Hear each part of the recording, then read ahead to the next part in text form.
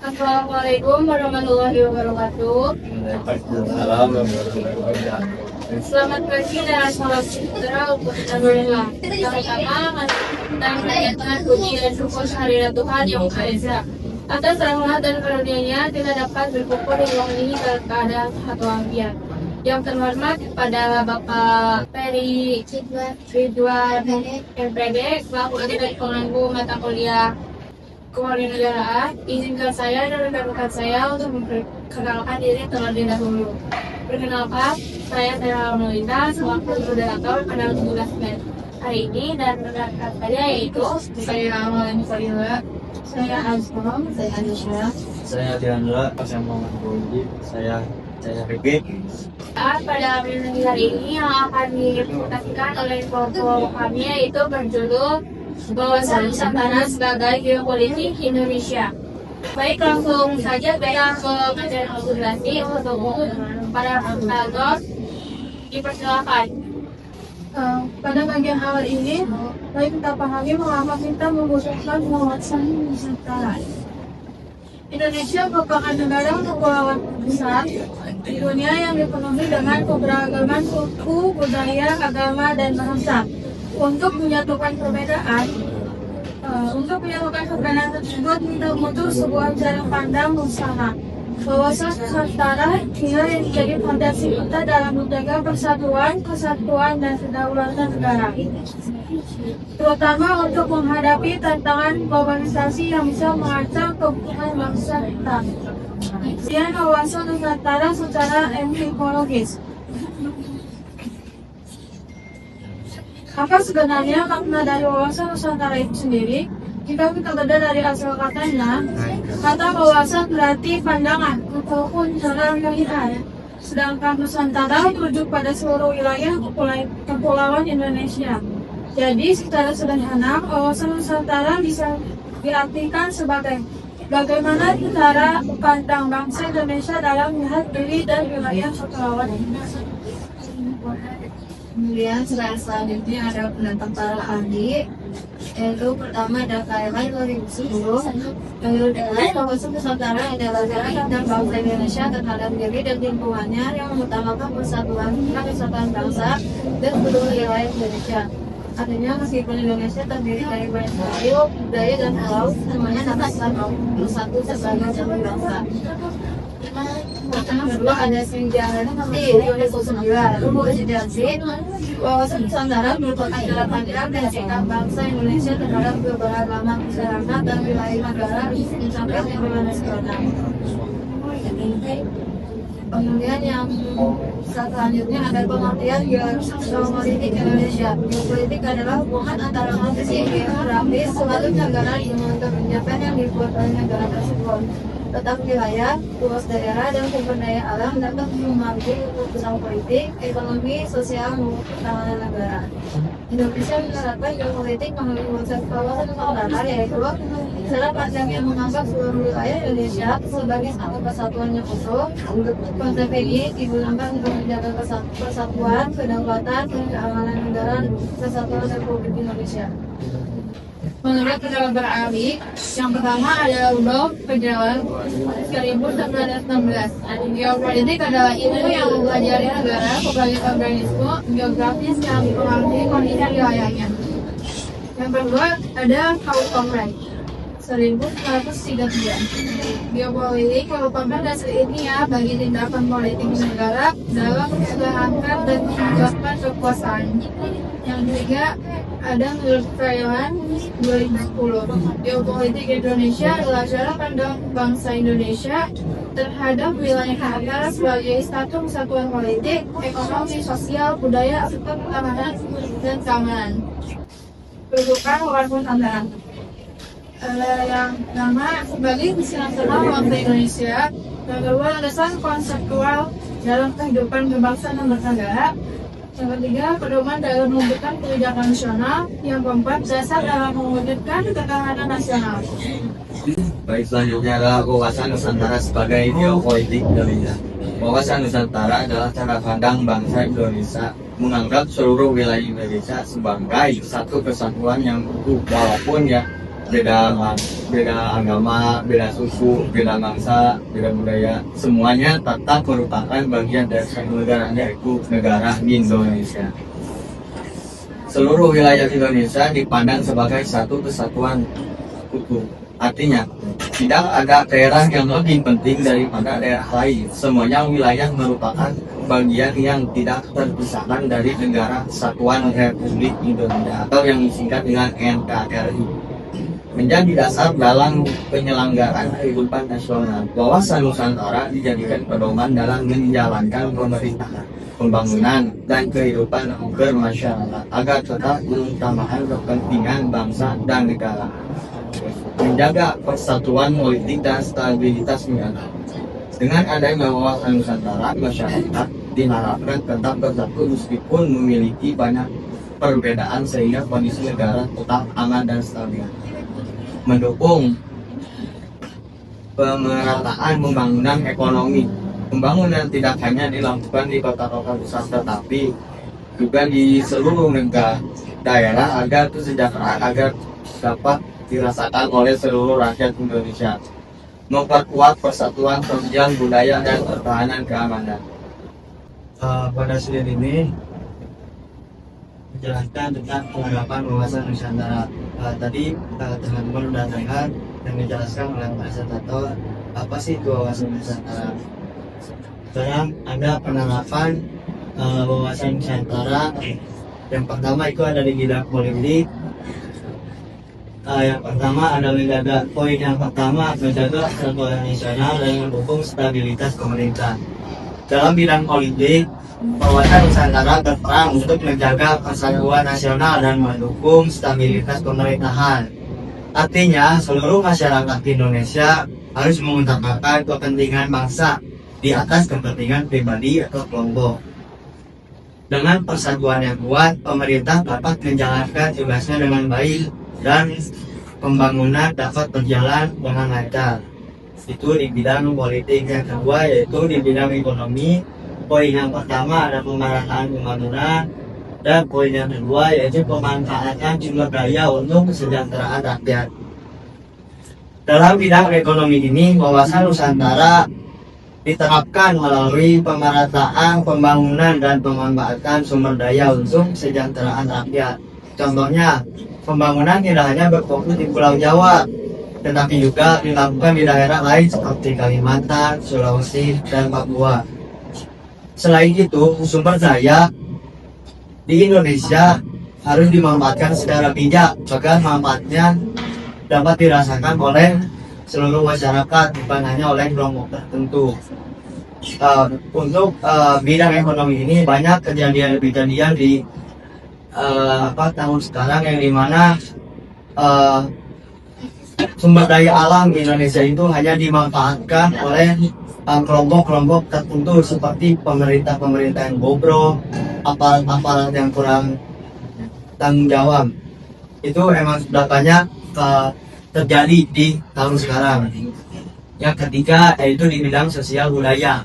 Untuk poin yang pertama yaitu menghargai keberagaman budaya, dan untuk poin yang kedua memperkuat toleransi dan nasionalisme. Pada bidang sosial budaya ini, wawasan Nusantara mengajarkan kita untuk menghargai keberagaman budaya serta memperkuat toleransi dan nasionalisme.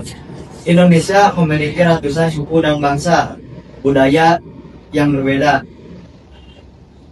Perbedaan tersebut bukan untuk dipertentangkan, tetapi menjadi kekayaan bangsa yang harus dijaga dengan sikap toleransi. Masyarakat dapat hidup rukun dan saling menghormati. Dan poin yang terakhir yaitu ada hankam atau pertahanan dan keamanan. Poin yang pertama yaitu ancaman terhadap suatu wilayah dianggap ancaman bagi seluruh Indonesia. Dalam bidang hankam ini, wawasan Nusantara menegaskan bahwa ancaman terhadap satu wilayah merupakan ancaman bagi seluruh Indonesia, artinya rata. Sebagai contoh, jika terjadi konflik atau gangguan keamanan di suatu daerah, maka seluruh bangsa Indonesia harus ikut menjaga dan membantu. Hal ini menunjukkan bahwa Indonesia adalah satu kesatuan yang tidak dapat dipisahkan. Next, baik, untuk sulit ini, yaitu Deklarasi Juanda. Apa sih Deklarasi Juanda itu? Deklarasi Juanda merupakan pernyataan yang diumumkan oleh Perdana Menteri Indonesia, yaitu Insinyur Juanda Kartowijaya. Kenapa dinamai Deklarasi Juanda? Karena yang mengumumkan itu Insinyur Juanda Kartowijaya pada tanggal 13 Desember 1957. Deklarasi ini sangat penting karena menjadi dasar bagi Indonesia sebagai negara kepulauan. Jadi intinya deklarasi ini, jika tidak ada atau jika tidak diumumkan oleh Insinyur Juanda, kita tidak tahu bahwa pulau-pulau di Indonesia itu jadi intinya bakal banyak gitu, bakal beribu-ribu, karena tadinya belum diresmikan oleh Nusantara atau oleh artinya oleh Nusantara lah. Yang pertama itu ada poin menegaskan Indonesia sebagai negara kepulauan. Deklarasi Juanda menegaskan bahwa Indonesia adalah satu kesatuan wilayah yang terdiri dari ribuan pulau. Sebelum deklarasi ini, laut di antara pulau-pulau dianggap sebagai perairan internasional sebagai sehingga dapat dilalui oleh negara lain. Jadi sebelum deklarasi Juanda ada, pulau-pulau di Indonesia itu masih milik internasional. Jadi negara-negara asing bisa melalui pulau-pulau yang ada di Indonesia. Yang kedua yaitu laut di antara pulau-pulau merupakan bagian wilayah kedaulatan Indonesia. Melalui deklarasi Juanda ini, Indonesia menyatakan bahwa laut yang berada di antara pulau-pulau Indonesia merupakan bagian yang tidak terpisahkan dari wilayah Indonesia. Dengan demikian, seluruh wilayah Indonesia menjadi satu kesatuan yang utuh. Nah, poin yang ketiga itu menjadi dasar pengakuan internasional terhadap wilayah laut Indonesia. Deklarasi Juanda ini kemudian diperjuangkan dalam hukum internasional dan akhirnya mendapatkan pengakuan dunia melalui Konvensi Hukum Laut PBB atau UNCLOS. Hal ini memperkuat kedaulatan Indonesia atas wilayah lautnya. Yang poin yang terakhir yaitu memperkuat konsep wawasan Nusantara. Deklarasi Juanda juga menjadi dasar lahirnya konsep wawasan Nusantara, yaitu cara pandang Indonesia yang melihat daratan, lautan, dan udara sebagai satu kesatuan wilayah. Dengan konsep ini, persatuan bangsa dapat lebih terjaga karena seluruh wilayah Indonesia dianggap sebagai satu kesatuan yang tidak dapat dipisahkan. Nah, kita akan masuk ke tantangan wawasan Nusantara di era globalisasi. Yang pertama, masuknya budaya asing yang tidak sesuai dengan nilai bangsa. Artinya, masuknya budaya asing tidak sesuai dengan nilai bangsa adalah pada poin pertama, masuknya budaya asing yang tidak sesuai dengan nilai bangsa. Jadi maksudnya apa? Masuknya budaya asing yang tidak sesuai nilai bangsa. Globalisasi membuat budaya luar negeri mudah masuk melalui internet, media sosial, film, musik, dan game. Jadi budaya-budaya asing gampang masuk pada zaman era modern ini karena orang-orang yang tidak bertanggung jawab dengan menggunakan handphonenya. Dan contoh konkret saat ini adalah gaya hidup bebas yang ditampilkan di media sosial, konten-konten pornografi yang mudah diakses, budaya konsumtif. Yang dimaksud konsumtif adalah selalu membeli barang karena tren. Jadi kita membeli barang kayak mengikuti tren, tapi tidak menganalisis dulu apakah itu cocok untuk kita ataupun apa. Atau kata yang sekarang itu adalah FOMO. Istilahnya FOMO, mengikuti budaya-budaya asing. Nah, dampaknya apa? Hilangnya identitas budaya Indonesia, berkurangnya rasa cinta tanah air, menurunnya moral generasi muda. Contohnya, banyak anak muda lebih mengenal budaya hip-hop atau budaya barat dibandingkan dengan bahasa daerah atau sejarah daerahnya sendiri. Jadi pada anak muda sekarang lupa atas jati diri mereka, budaya mereka seperti apa, bahasa mereka seperti apa, karena pengaruh dari masuknya budaya asing. Yang kedua, penyebaran hoax dan ujaran kebencian. Hoax adalah berita palsu yang sengaja dibuat untuk menyesatkan masyarakat. Ujaran kebencian adalah perkataan satu tulisan yang menyerang seseorang atau kelompok berdasarkan suku, agama, ras, ataupun golongan. Contohnya apa? Berita palsu saat pemilu. Nah, ini sering banyak terjadi saat terjadi pemilihan pemilu. Contoh kedua, informasi kesehatan palsu di WhatsApp. Yang ketiga, fitnah terhadap tokoh publik di media sosial. Contoh selanjutnya, provokasi antar kelompok melalui Facebook, TikTok atau X. Dampaknya apa? Dampaknya adalah masyarakat mudah terpecah, timbulnya konflik sosial, menurunkan kepercayaan masyarakat terhadap informasi. Jadi ketika adanya pengaruh atau penyebaran hoax, maka masyarakat akan risih, maka masyarakat pun akan terpecah belah. Contohnya seperti baik yang terjadi saat berita palsu saat pemilu. Jadi itu adalah memecah belahkan masyarakat.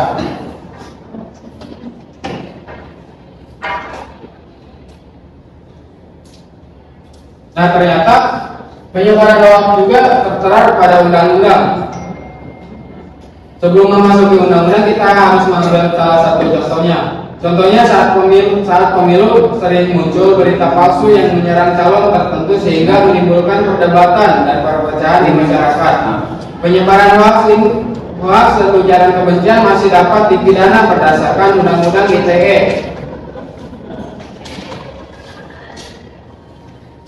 Nah, itu adalah Undang-Undang ITE ketika terjadi atau ketika seseorang melakukan penyebaran hoax atau perpecahan terhadap masyarakat, menimbulkan perpecahan terhadap masyarakat, itu dipidana dalam Undang-Undang ITE. Contoh yang ketiga dalam unsur adalah ancaman disintegrasi bangsa. Disintegrasi bangsa berarti perpecahan bangsa. Ancaman ini muncul ketika masyarakat lebih mementingkan kelompoknya dibanding persatuan Indonesia. Contohnya apa? Contohnya adalah konflik antar suku, saling menyerang, saling mengejek, saling menjatuhkan. Konflik antar pendukung politik, masuk kepada pembahasan pemilu antara pendukung A dengan pendukung B, saling menyerang dan saling menyebarkan ujaran atau berita-berita palsu sehingga masyarakat bimbang atau terpecah belah ingin memilih siapa.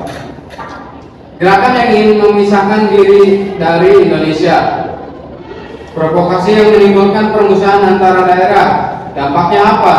Persatuan bangsa melemah, stabilitas negara terganggu, pembangunan menjadi terhambat.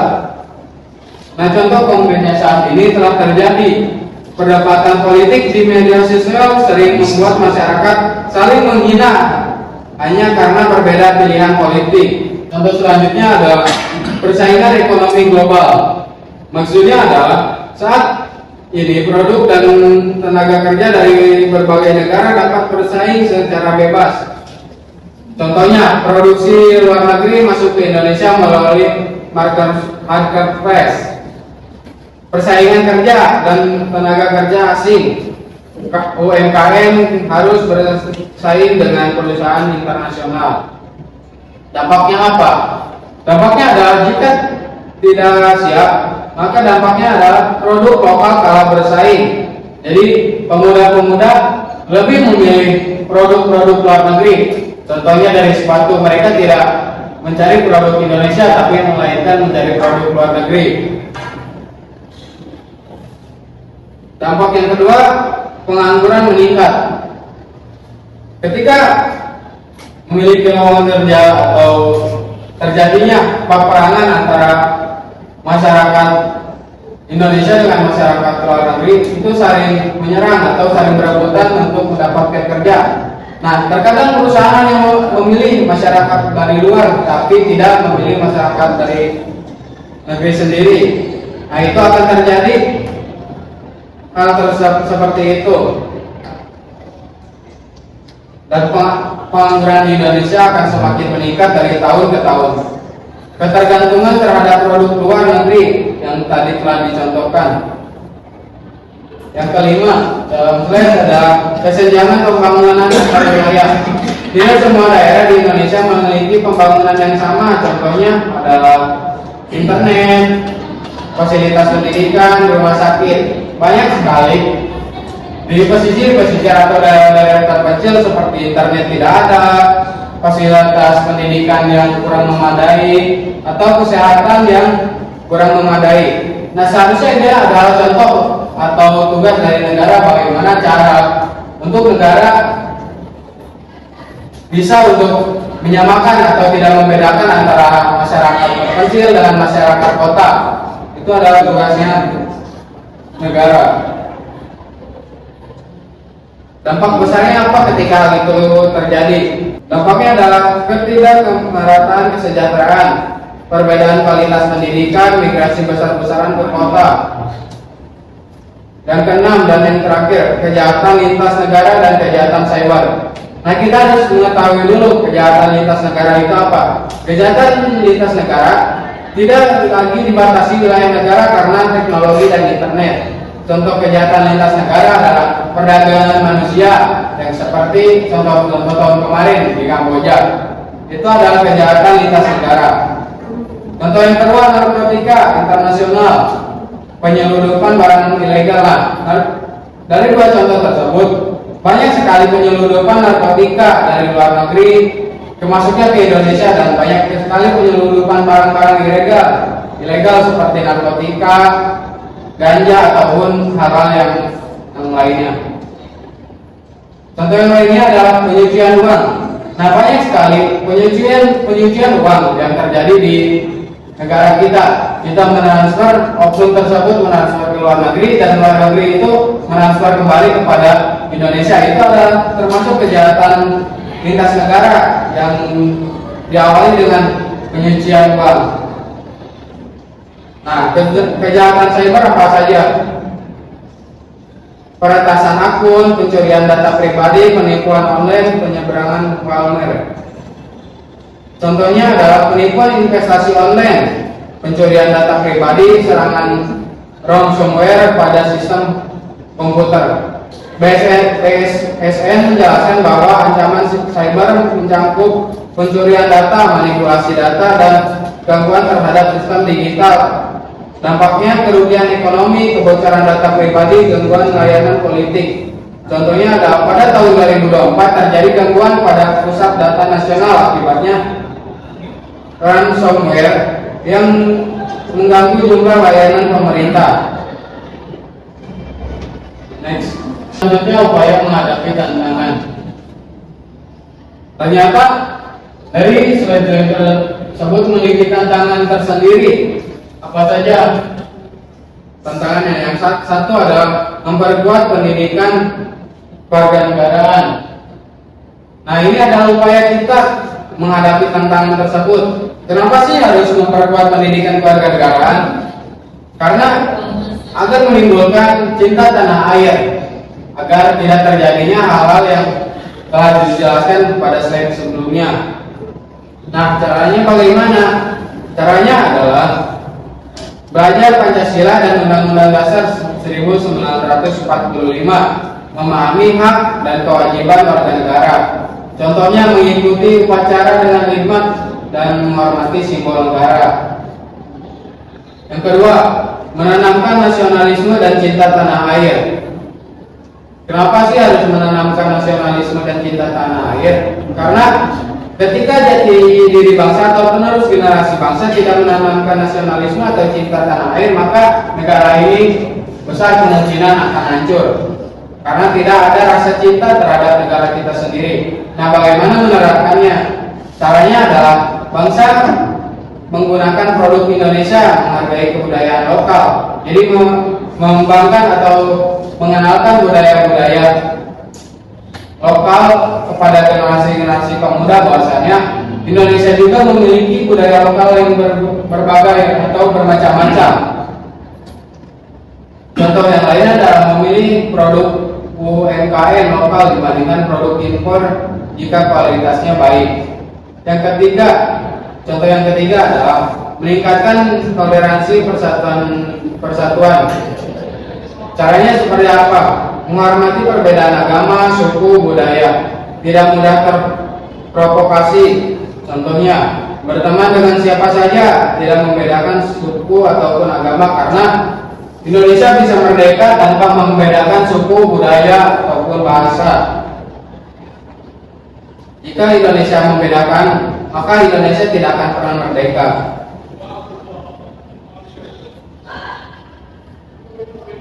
Selanjutnya, dalam slide yang kelima, memanfaatkan teknologi secara bijak.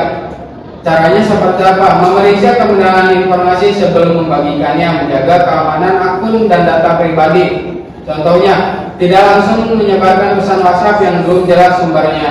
Jadi ketika kita mendapatkan pesan WhatsApp yang tidak jelas, kita jangan dulu menyebarkannya karena kita tidak tahu apakah itu benar atau salah. Yang keenam dalam slide adalah memperkuat pertahanan dan keamanan negara. Caranya seperti apa? Contohnya mendukung keamanan cyber, melaporkan aktivitas mencurigakan, menjaga persatuan bangsa. Contohnya tidak menyebarkan informasi yang dapat memecah belahkan masyarakat. Jadi tidak memperkuat pertahanan dan keamanan tidak hanya dari pihak militer, kita juga sebagai masyarakat harus memperkuat pertahanan dan keamanan masyarakat dengan contoh-contohnya yang tadi telah disebutkan, mendukung keamanan cyber. Jadi mendukung para keamanan negara atau TNI, mendukung mereka untuk meretas kejahatan yang ada di Indonesia. Contohnya yang terjadi kepada Papua yang mereka ingin memisahkan diri oleh oknum-oknum tertentu yang disebut dengan OPM, Operasi Papua Merdeka.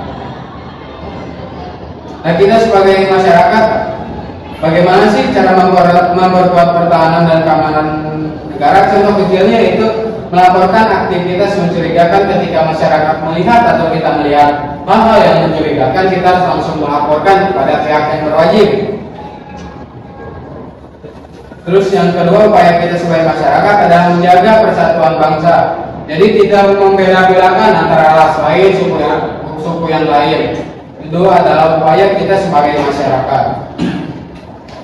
Baik, terima kasih kepada para pemateri yang sudah menyampaikan materinya. Lalu selanjutnya di sini kita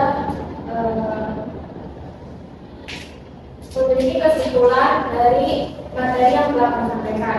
Jadi kesimpulannya, wawasan Nusantara adalah cara pandang bangsa Indonesia yang mengutamakan persatuan dan kesatuan berdasarkan Pancasila dan Undang-Undang Dasar 1945. Sebagai geopolitik Indonesia, wawasan Nusantara berperan menjaga keutuhan NKRI, memperkuat ketahanan nasional, serta menghadapi berbagai tantangan globalisasi. Oleh karena itu, nilai-nilai wawasan Nusantara perlu diterapkan dalam kehidupan sehari-hari untuk menjaga persatuan dan kedaulatan negara. Baik, cukup sekian dari kelompok kami, kurang lebihnya mohon maaf. Terima kasih. Wassalamualaikum warahmatullahi wabarakatuh.